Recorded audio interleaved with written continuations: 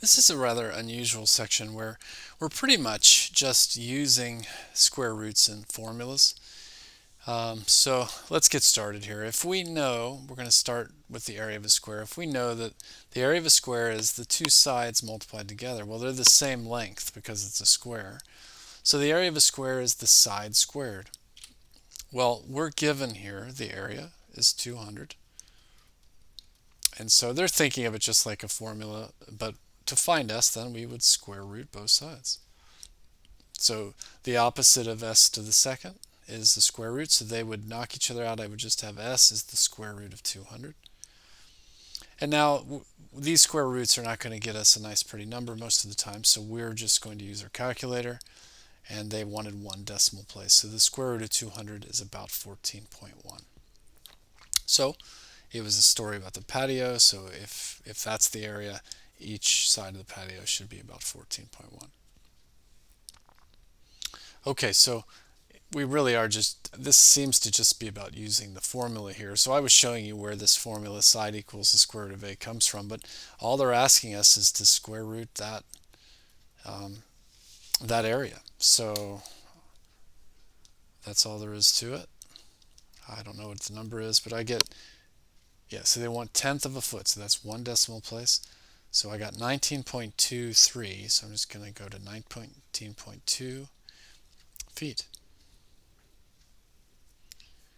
Okay, another one here. We're just square rooting that area of 2,704 centimeters. So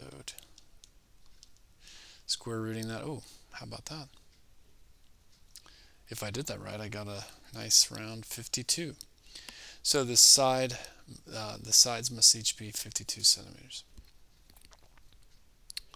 Okay, now this is not a formula that I have ever memorized, and I wouldn't ask you to know this on some kind of test, but they're telling us that we can find the height of an object that's falling to the ground using this formula, or how many seconds it will take to reach the ground. Again, I've never seen that formula before, but we're just here plugging this in to use square roots and formulas.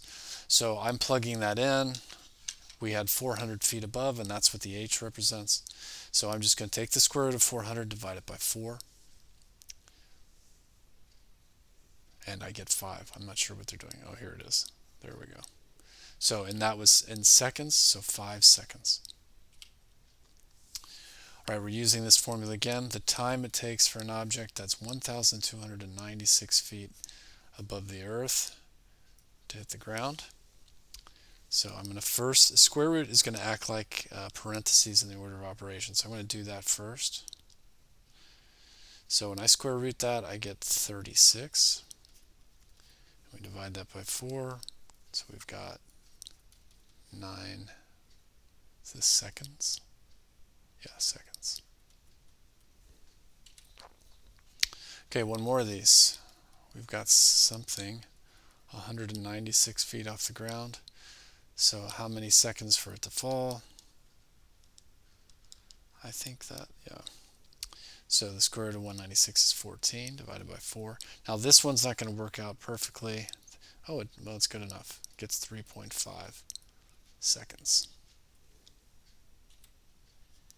Okay, we've got one more here. Again, I don't know where these formulas are coming from. I didn't know anything about this, but skid marks and the feet.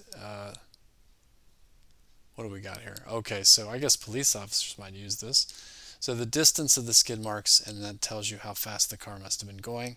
So maybe police officers use this with accidents. Again, I'd never seen this before, and you don't need this memorized. But we're just using the square roots in the formula here.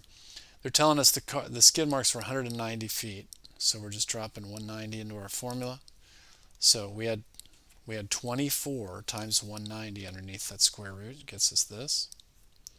So the speed, if you square root that, must have been 65, about 65.5. Okay, so we'll do this again here. So the speed is 24 times the 76 foot long skid marks there. Okay, this gets me the square root of 1824. So I'm going to square root that. I get 42.7 and nearest tenth, so, and it's a 0 behind that, so 42.7 feet. Okay, one more here. S is the square root of 24 times 122. Okay, I get the square. We're looking for the square root of 2928. Hold on, I messed up. And I get 54.1 if you round to the nearest tenth. Okay, an unusual section there, but it's just using square roots and formulas.